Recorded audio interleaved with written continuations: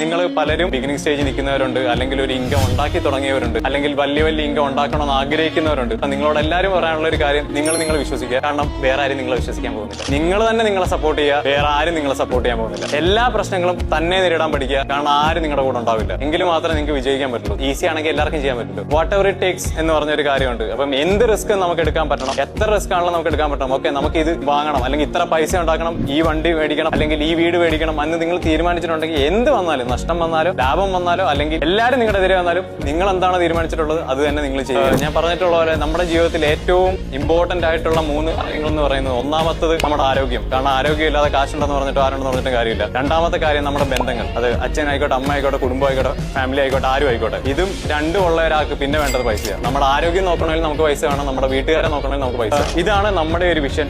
ഇനിയും വൈഡിഗ്രി മുന്നോട്ടുള്ള ഒരു പ്ലാൻ എന്ന് പറയുന്നത് ഇത് തന്നെയാണ്. കൂടുതൽ ഓണ്ടർപ്രണേഴ്സിനെ ഉണ്ടാക്കുക, അല്ലെങ്കിൽ കൂടുതൽ ട്രേഡേഴ്സിനെ